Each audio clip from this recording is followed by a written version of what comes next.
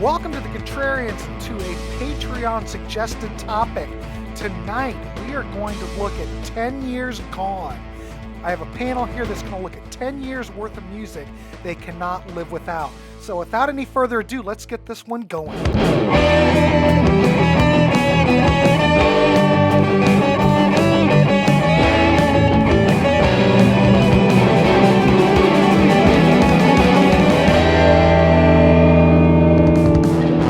Welcome to the Contrarians. Tonight we have yet another Patreon panel discussion. Tonight we are talking 10 years gone. And you're sitting here going, 10 years gone. Yeah, we're going to look at 10 years worth of music you can't live without. So the concept is here, it could be a decade. It could be 1960 to 1970, but it has to be within a 10-year span of music you cannot live without. So we've gathered a Patreon panel here, and we're just going to give it a whirl. We're going to go around and we're going to talk about it. If you like what you see, you too can be part of these Patreon panels. We have a Patreon link before. We have a Ko-fi account if you'd like to donate to the channel and you don't want to join the channel, but you too could be on here. So look at the links below. So I want to welcome our panel tonight. And what we're going to do is just go around. I figure I'm just going to go clockwise. So we've got Bill, Sean, Jamie, Peter, and then Rand. So we're just going to zip around. So like I said, we're going to do our 10 years gone. So 10 years worth of music you cannot live without. So let's turn it over to Bill Schuster. Bill, you want to start us off? Absolutely. Thank you, Grant. You got it. Greetings, gentlemen.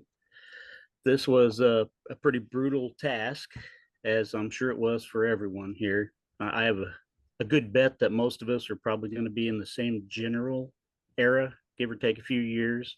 I'll be pleasantly surprised if that's not the case. But, I'm going to start in 1974, and I'm going up to 1983. Now, if we were doing strictly decades, I'd pick the 70s in a heartbeat, no question. That's by far the best decade musically in my view. But as an 80s teen, the 80s are very important to me also. They have a special place. I need some of that in my life just to feel good sometimes and just to be that 15-year-old kid I was in 1983 again. And that's what made me choose to give up some classics. 71, 2, and 3 were pretty rough to let go. Just comparing 70. Well, all right. I'm going to start just quick examples. Here are 3 of the albums that made me guarantee I was not giving up 1974. Supertramp's Crime of the Century is my all-time favorite album. There is no way I was not picking. That's a great record. Electric Light Orchestra, El Dorado, and Blue Oyster Cult, Secret Treaties are probably my 3 favorite albums of 74. But we all know about the 70s. I think what interested me more was why I went to the other end. And I'm going to do just a quick comparison of 7 albums from 73 versus 7 from 83 that I gave up. If you look at it by artist, I gave up Goodbye Yellow Brick Road in 73 to get Too Low for Zero. I gave up Tyranny and Mutation by Blue Oyster Cult to get The Revolution by Night. I gave up Sabbath Bloody Sabbath to get Born Again. I gave up Houses of the Holy, which has Rain Song, my favorite Zeppelin song of all time, to get Mr. Plant and the Principle of Moments. Well, I do like that record. I will give you that. I gave up Selling England by the Pound, possibly the all-time great Genesis album, to get this little beauty. Well, that's my favorite Genesis album, Bill, so you're fine. Fair enough. I gave up Tales from Topographic Ocean to get 90125. And the final, I gave up not just Tales from Topographic Oceans, I gave up Lark's Tongues and Aspic, and I gave up Brain Salad Surgery. That's right, everybody, to get Asia Alpha. It's much maligned. Holy mackerel. So much. Bill, you may have broken the internet. So I want everybody, so. I hope everybody's buckled up and are secured because you don't know what may happen. I'm I just think saying. Rand may already be thinking about putting a hit out on me now. Rand might be having a meltdown, but Maybe. I don't want to, who knows? We'll see. Just a quick thing. Although I love those albums, the thing that Mhm. really put me over the top to need to get into the 80s a bit is the pop charts. I need things in my life like Our House by Madness. I need Great Come On track. Eileen. I need Hungry Like the Wolf. I need all these Kids in America. I mean, just M Wild. Yep. yes, so many great singles. Only the Lonely by the Motels. I mean, I love these songs so much, and they're so different from what's in the 70s. So basically, the mid 70s on up still has a pretty good taste of what was great about the early 70s. But if I go and skip the 80s altogether, there's nothing quite like what was happening in the early 80s. So it was a variety and comfort thing above all. Yeah. I think that's about it. Ready to Holy see if Rand has mackerel. got his breath. Well, Randy, all right? Well, he can't talk. See, you took his speech away. All right. Well, That thanks, alpha Phil. pick, yeah. That alpha just did it. Though I don't have any problem with alpha.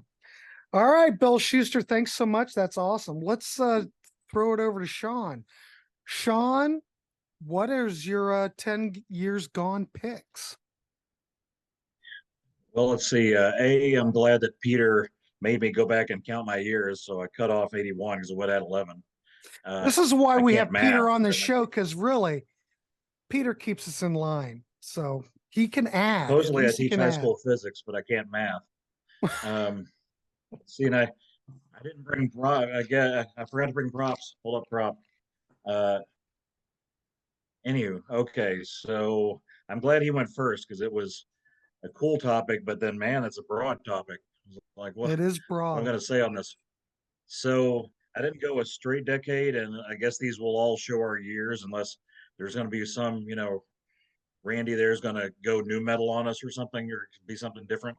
They're, I'm that forgotten generation, Gen X, that people forget exists. Anyway, so I went with 82 through 91, which turns out to be 10 years when I counted. And let's see. Okay, so going by kind of what Bill said, I'll try to hit high points, I suppose. There was a lot of good ones there. I was looking back going, yeah, I would, if these were the only records I could listen to forever, I could go deep dive in this. Well, I mean, you'll soon see my taste, I guess. Okay, so I hit some highlights. For example, like one of my favorite ones in my car now, because I still have a CD player, is Kiss Creatures of the Night from 82. One of their better albums, and I'm one of the people that unironically likes all the 80s Kiss, Animalize and all that stuff. I'll still crank it. That's one of the better ones from 82, Black Tiger by Y&T. I got one of the props I didn't take. I've got that A&M box set of all the Y&T albums Oh, from nice. up until like Contagious and whatnot. 83, I pulled into the school the other day, and myself and the chemistry teacher were both cranking except. Well, more to the point, I had Udo going on, and she was cranking Balls to the Wall. So, I mean, there you go. Great It minds was think a alike, female cranking balls to the wall. Yeah, I'm I'll like be serious damned. or something. Didn't know but, that could happen. Because it's like it's the one track they ever play of them, And I told her like the wacky thing about how the next track is London Leather Boys, which can go a couple of ways depending on the joys of DT's lyrics, I guess. But that's a great one. I can play that record over and over. Let's see. Also a good Y&T record that year, Mean Streak. Flick of the Switch is from 83 is like one of my favorite AC/DC albums, with Bedlam in Belgium and all that kind of stuff on there. Motley Crue, Shout the Devil. Let's see, 84. Again, where you start to see my choices, I guess. So we had Rat Out of the Cellar. Good kind of debut there. Or, well, I think it was their debut. The self-titled Wasp. Well, Rat had that EP, one. so I don't know if that's the debut. Yeah. What would you consider, Well, the EP or the first album? I don't know. Like Queensryche, same question. I think Yeah, the there was DEP a- would be the debut, but whatever. Just wondered. Yeah, Pete Pardo and Martin Popoff the other day were one of their Friday discussions. They had a thing like what's too long and what's too short of an album and what's an EP and all that. I don't know. So, and do they qualify in like the record count? So I guess It's I saying don't know. EP's got 6 songs on it at the most. Yeah. Anyway, And sorry. then like there's Went on a tangent, and gentlemen. the digital thing now, they make stupid, crazy long ones. Like I like the occasional country. There's Luke Combs or whatever that put out like an 18 song record, and I'm like, nope, that's a little too much. You can have too much of a good thing. I can't sit there 18 songs or something. I hear you. The Defenders of the Faith, Judas Priest that year, Metallica, Ride the Lightning, Dio, Last in Line. Let's see, 85, good one. Last Command by Wasp. This the one I came up to. We were kind of in the boonies in the panhandle of Texas at the time, but yet we had cable, way earlier than a lot of people. So I got like, MTV kind of early and all that, relatively speaking. So I can remember like the cheesy mid 80s videos. I can see Wild Child in my head right now when they're driving in some forgotten part of the desert just outside LA and lighting up the Wasp sign and all this. And there's Blackie on the motorcycle and all that. Then let's see. Megadeth's Killing Is My Business comes out in 85. Rats, Invasion of Your Privacy. 86 had some good ones there. Metallica's Master of Puppets, of course, comes out. And frankly, I also unironically like Turbo. Wait a minute, Sean, can you say that again? I want to make sure I heard that correctly. I said I unironically like Judas Priest Turbo. All right, that's what I heard. It's better than Asia Alpha.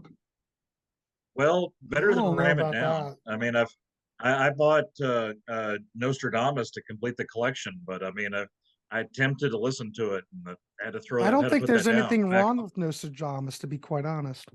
It's a Maybe I concept gotta be in record. the mood. I don't know. Yeah. Let's see. Or speaking of cheesy 80s videos, Ozzy's Ultimate Sin. I got that in the car, and I remember the video for Ultimate Sin when he's J.R. Ewing, and maybe it's the Texan in me or something. Hey, that's a classic. I'll give you that, Sean. That's a classic. He's randomly chasing some ghost woman around a pool, and I don't know whatever's going on in that video. And the song that they are still fighting over if they can put it on albums or not, Shot in the Dark, that kind of thing. Let's see. And I collect a lot of Alice Cooper, and so I like one of my favorite Alice periods because he's one of those guys like, well, not that he's Bowie, but to compare him to Bowie, he has different styles throughout his career. There's 70s Cooper. There's, you can go acid rock Cooper, whatever. Well, I liked my pinnacle of Alice Cooper is the mid to late 80s Alice Cooper. So he came out with Constrictor this year, which randomly, like from doing Dada 3 years before, he's got like one song that was on a movie soundtrack for, Nightmare on Elm Street, whatever. No, it was Friday the 13th part, whatever. And then there's one he wanted to be on there that didn't get accepted by whatever movie it was. I forget what it was now. Wasp, but that's another good one. Inside the Electric Circus. Then Peace Sells by Megadeth in 86. Then 87, one of those, there's a couple of years in this decade, I put a little asterisk by it because they were like pivotal, like the last year is going to be. 87. So you had Alice Cooper, Raise Your Fist and Yell. Testament to Legacy, Y&T Contagious, with Summertime Girls on it. There's some random stuff there. Whitesnake, pretty 87. commercial. Yeah. A good summer song, though. I'll give you that. Well, it was still catchy. When I played that box set, I went backwards a couple of times playing that song. And then, of course, Appetite for Destruction comes out in 87 by GNR. So all of a sudden everybody had to like tone down the glam a little bit. Halloween's Keeper of the Keys Part 1. Dokken Back for the Attack. Death Angels Ultraviolence. Then he started having a transition. I guess it was like I heard in an interview once, whoever it was, LA Guns or somebody talking about you had before GNR and after GNR. Because afterwards, like in '88, you get a transition. Like Living Colors Vivid was a good album from that year. I forgot it was that far back. I thought that, in my mind, that seemed like that was early '90s or something. But that was '88. No, it's 88. Still some good glam or whatever you want to call that. Like again, I ironically like Brittany Fox's first album that comes out in '88. You know, Brittany Fox is one of those bands no one ever even brings up anymore at all. They're like a blip on the screen. Oh yeah, well I got a greatest hits there. So well, I mean it's basically that first album and whatever else they throw on there, I guess. Mm-hmm. Then you got Long Cold Winter by Cinderella. Queensryche's Operation Mindcrime.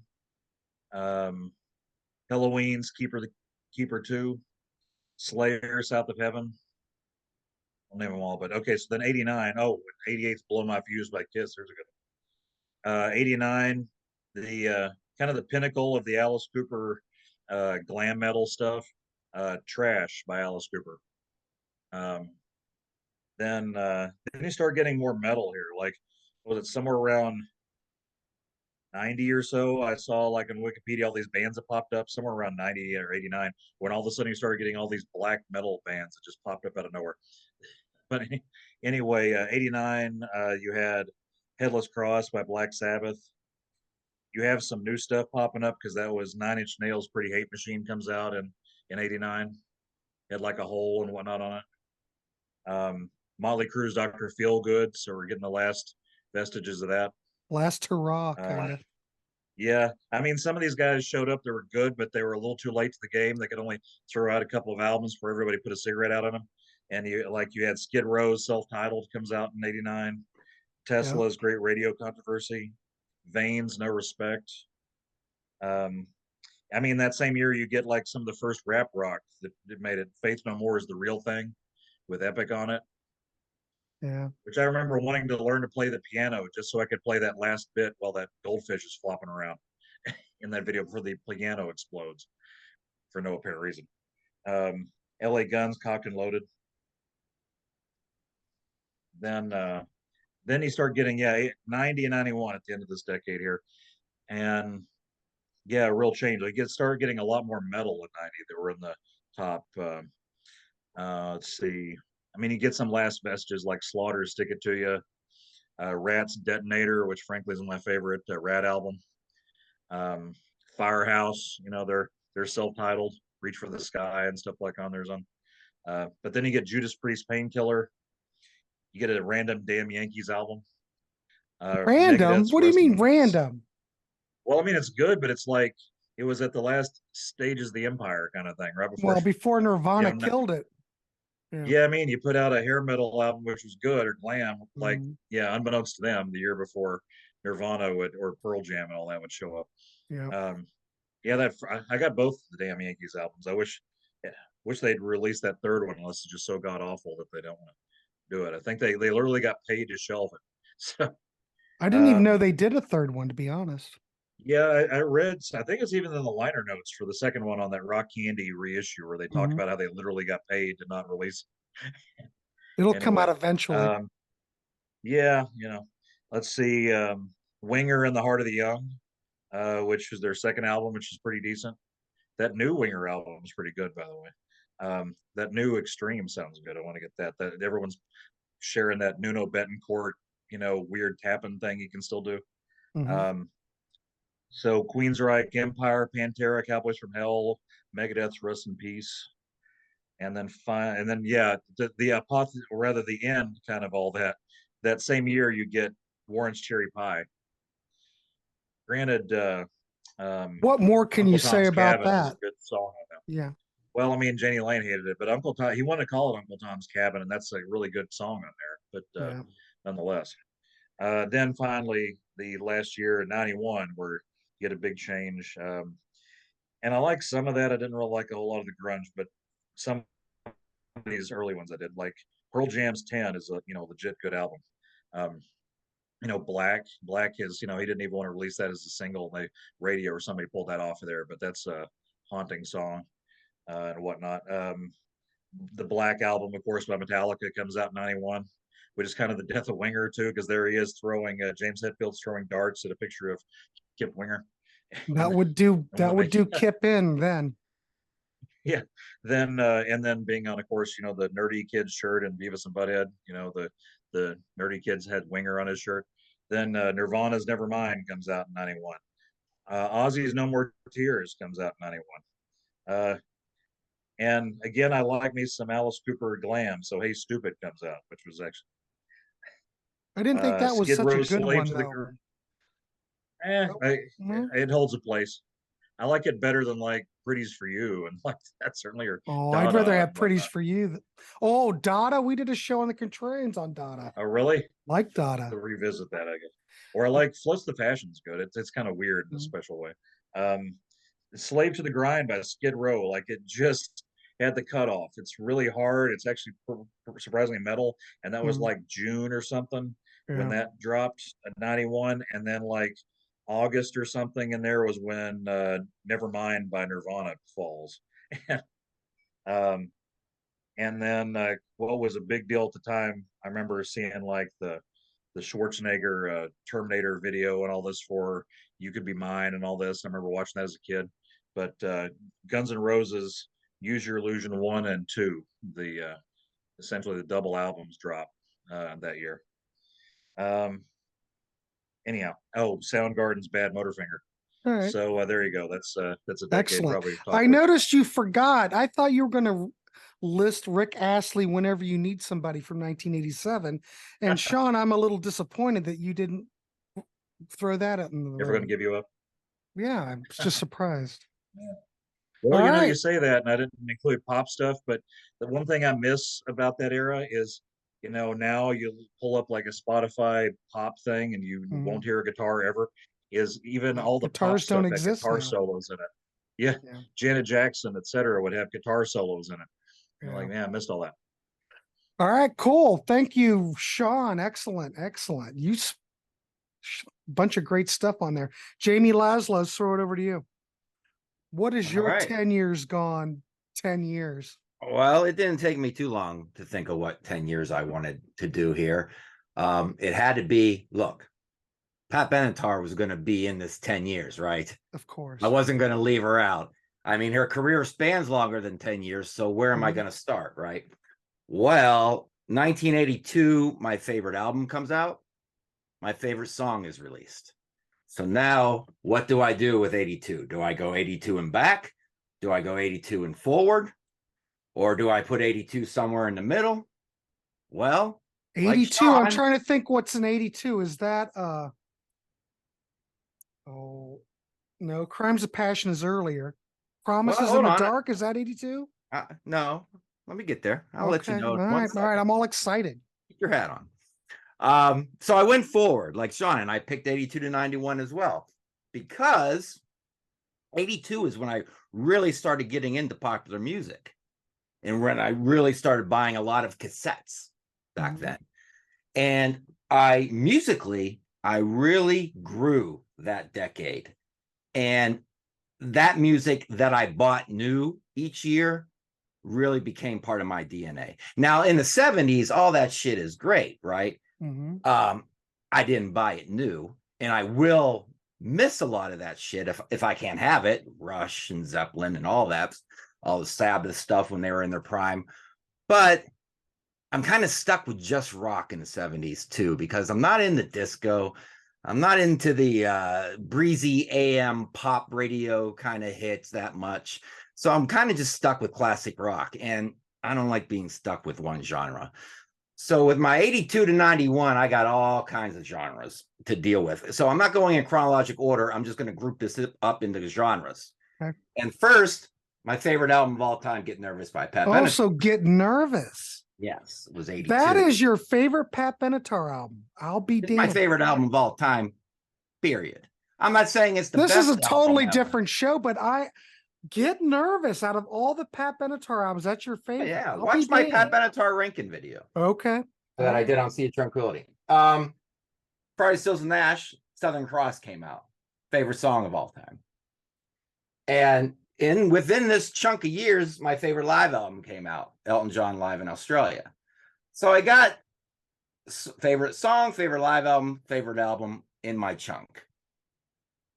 But genre-wise, look, you have a lot of good rock albums. A lot of these I bought when they first came out. You got The King, State of Confusion, Stevie Nicks, Rush, Grace Under Pressure. Got Seeger, Alan Parsons, Genesis. It would be my favorite Genesis album if it wasn't for Illegal Alien. Oh, no, I still like Illegal Alien. That doesn't bother me. And that song is like 5 minutes long too. Scarecrow, The Cars. So you got great rock music. Yeah. Then you got all your ABCs of metal, man. We know these albums like the back of our hands. These are necessities. I get to keep those. But let's say you want to put it up just a little bit of a notch with metal. Look at all the great and I'm just skimming the surface here too with these. You know, Metallica, Testament, Megadeth, Creator, Overkill, Slayer, great thrash. Say let's say I want to get nuts one night and just put it up another little notch. Get a little bit more extreme with Death and Candlemass. You know, Candlemass isn't that extreme, but it's extremely depressing and doomy, and Pantera and Morbid Angel and Entombed and Dismember. Now you bring in the metal, the real metal. Dismember. What would a list be without Dismember? That's a good album. When you're in the mood. When you're in the mood. Yeah. Swedish death metal. But let's say, look, this next category, I'm not going to listen to any of these albums here on a Tuesday night. But on a Friday night, I might be throwing in some Dokken, some Cinderella. I might be slugging some beers to Whitesnake 87 or Junkyard. Simple Man, Crank some Simple Man, some Night Ranger, some Danish, I think DAD, Disneyland After Dark. Were they from Denmark? I think so. Cranking that. So this is fun stuff that you don't have to think too much when you're listening to. I get to keep that. Alternative rock. You need your alternative rock. This is all like, except for Out of Time, which came out, I think, in 91. This is all grunge. So you got In Excess, I never know where to put them. Pop, rock, alternative. I throw them in alternative. Oingo Boingo, Peter Murphy, Jane's Addiction, Concrete Blonde, Bloodletting is such Midnight Oil. Solid album all the way through, not a bad song. Blue Sky Mining by Midnight Oil, Social D. I love Social D. I get to keep their self-titled album. So there, I'm good with that. And then, you know, right around 88 to 90, there was a shift in the wind. You can sense something was changing. You know, Nevermind didn't come out yet, but something was changing. And music was getting a little dirtier with Danzig and The Cult and Masters of Reality and Circus of Power and this little known group called The Front, which I still love their album. Things were getting just a little bit dirtier. And then boom, in 91, that happened.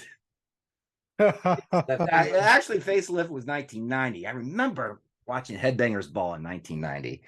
My buddy and I were at Penn State. We're slugging beers. And I can't remember who was hosting it.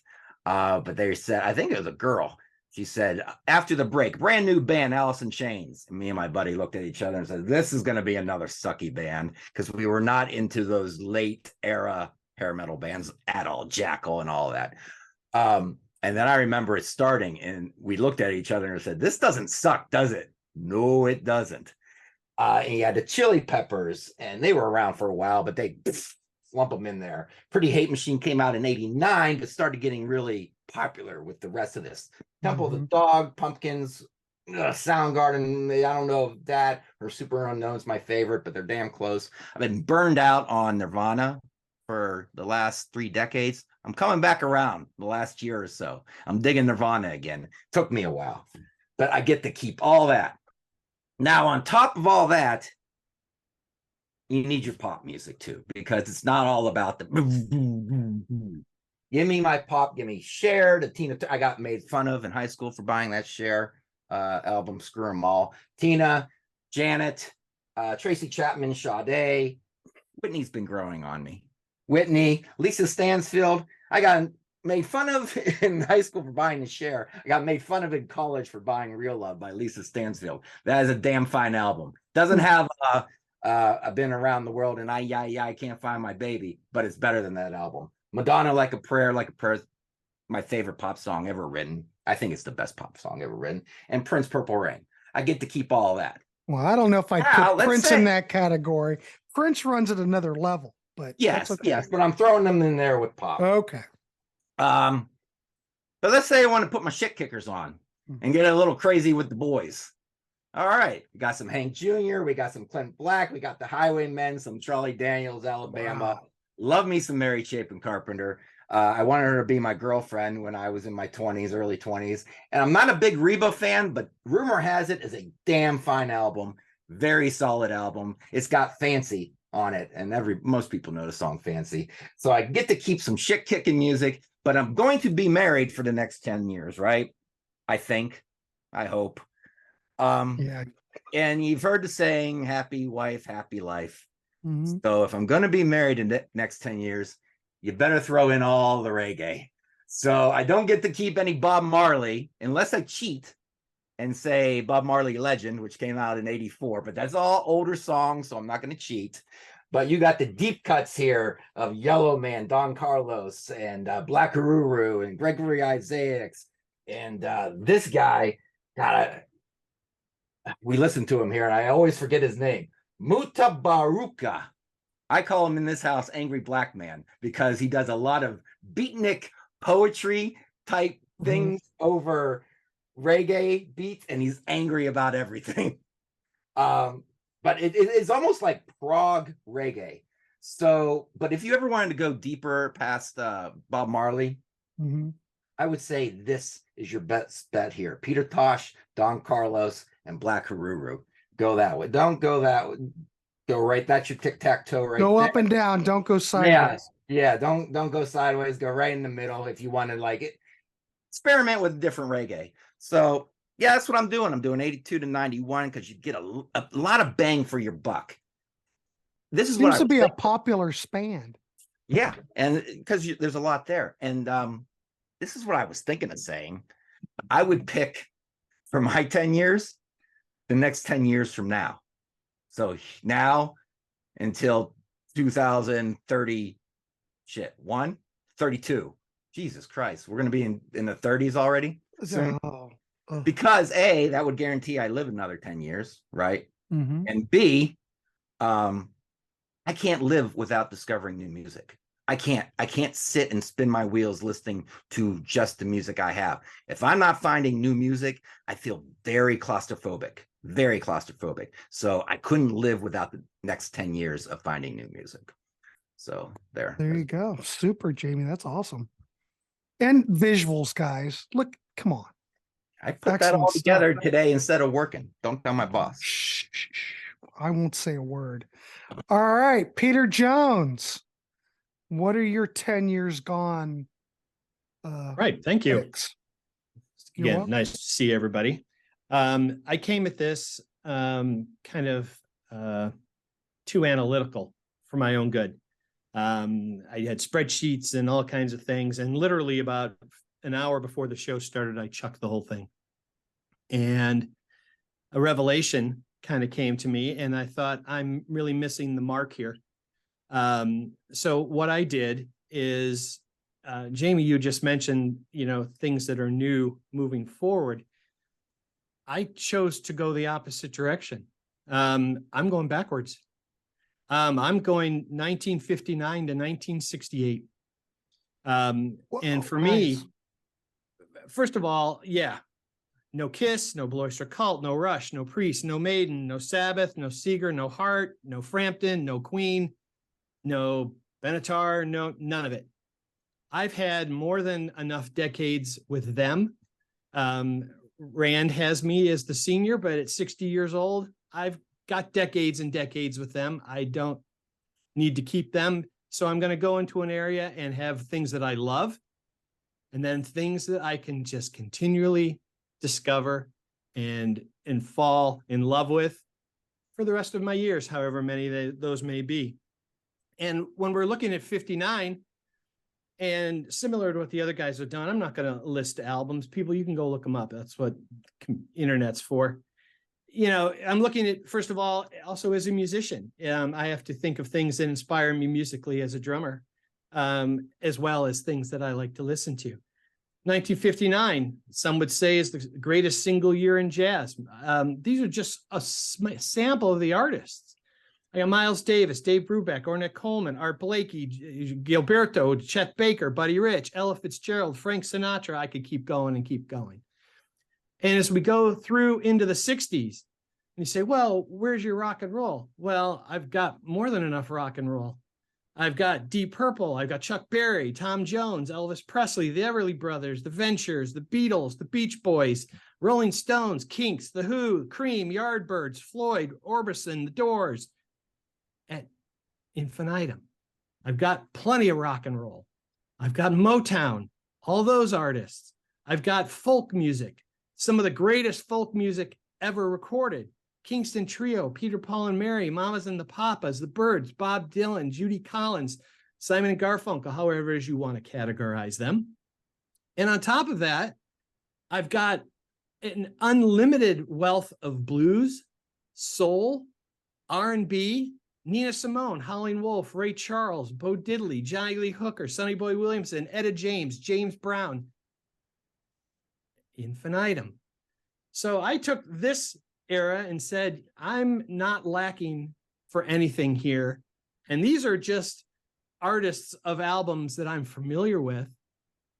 And someone else had mentioned the pop charts. Holy smokes, these are treasure troves of one-hit wonders, legacy bands that I will never get bored or tired of. And I will have an endless variety of music through this decade without ever feeling like things are too similar.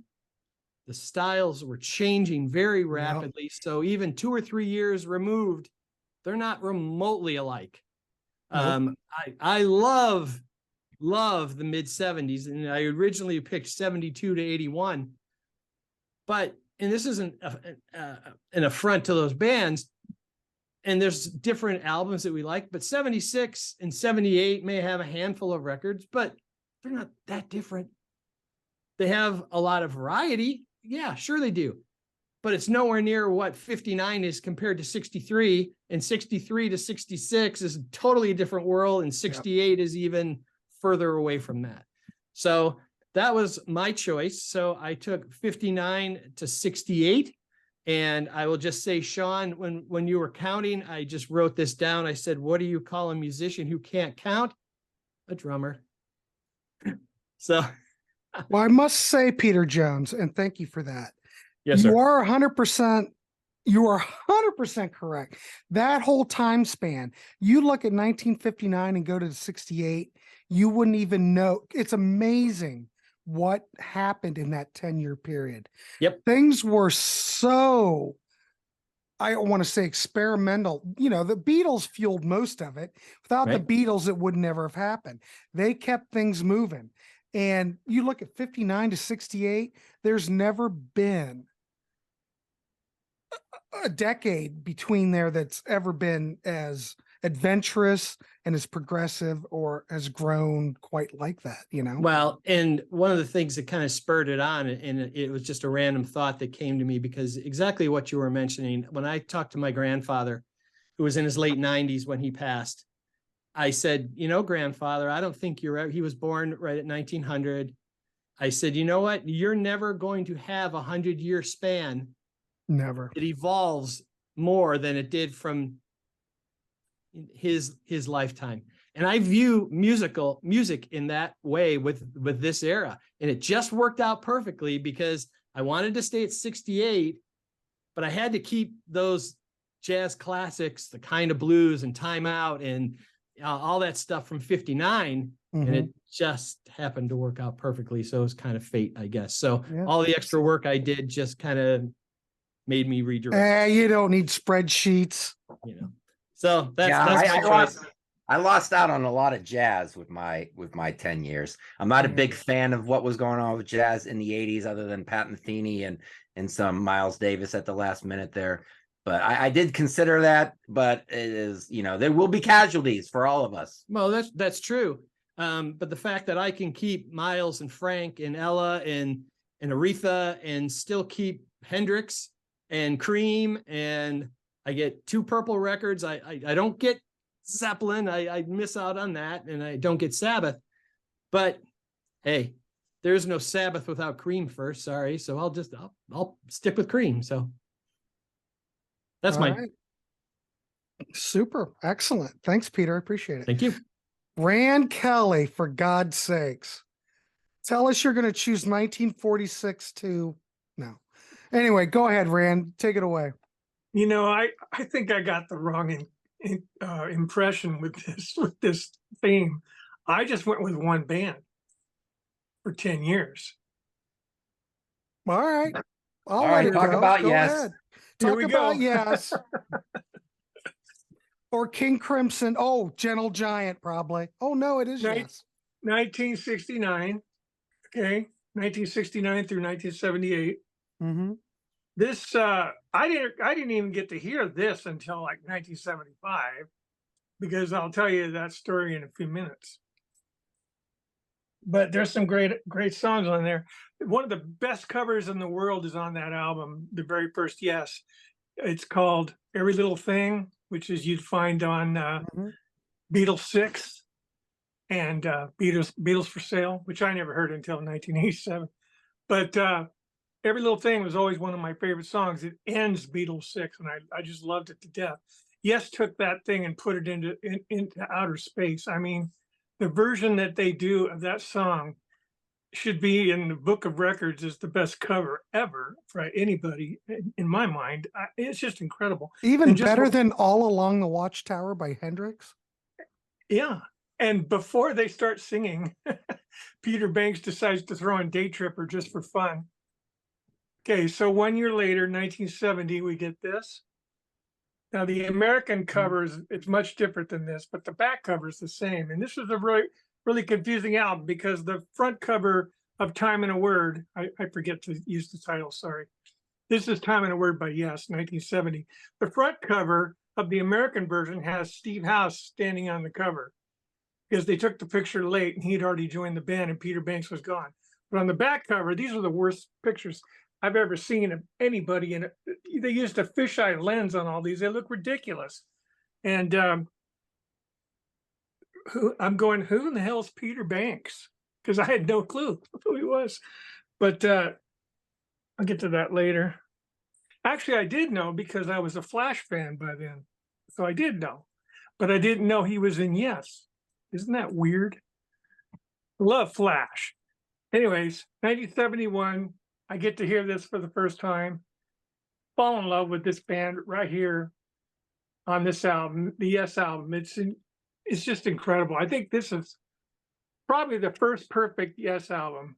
I've got more than one, of course, but I love this record so much. I played this to death when I was in the Air Force. Couldn't get enough.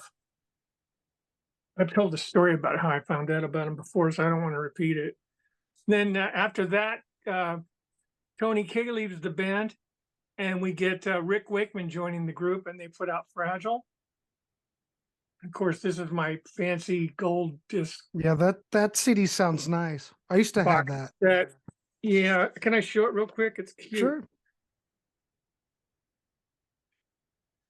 I wish I would have kept it, but I don't know. You go through those spans in your life where you purge stuff because you need money. Well, wow, it's really translucent. Yeah, you can see through it. It's probably wearing out. I mean, it's really old. No, I've had it for years. It's gold. It ain't going to wear out. It's gold, yeah. But it's got a really weird catch on the thing. You have to get it just right or it won't go. Mm. And of course, right now it won't go. So I'll just sit down the Mini Moog Voyager for now. And, oh, by the way, I have to shut that off. I was making a recording today. And after that comes, I think, the greatest album in the world. Yeah. Yes, Close to the Edge. Just phenomenal. And I should say I got to see Yes before this came out on the Fragile tour. They opened for Black Sabbath. I've told that story many, many times. But that was great. Then they put out what I consider the greatest live album ever, Yes Songs. This is the Japanese version. It's got the same kind of fold out kind of thing that the LP does. It's a mini version of the LP. So I'll just show real quick there. Yeah. Well, you remember when Rhino did all the campaign where they remastered everything? The Rhino remasters. Well, in the States, they didn't put them all out here. Yes Shows and Yes Songs came out in Japan. And Yes Shows has bonus tracks on it. So I've got those too. Yeah, it's got Roundabout, and I've seen all good people. That came when you bought the LP in an album called Classic Yes. That's where those 2 bonus tracks came from. Then after that live album, Bill Bruford was gone, and Alan White came in the band, and they thrust this upon him. 4 long pieces. You'll deal with it, Alan. I know you played with John Lennon, but you'll be all right. I think Bill Schuster dumped that record. Oh, I'm sorry. I remember. Tales from Topographic Oceans. I love this album to death. I think it's wonderful. It's not perfect, but I really enjoy it. It's a desert island disc for me. I have no problem. You like it better than Close to the Edge? No, but it's real close. I think it's longer and there's more going on. I mean, it's a different kind of album. I mean, I think you had to live it. You had to see it happen the way I did, because I'll be 71 in September.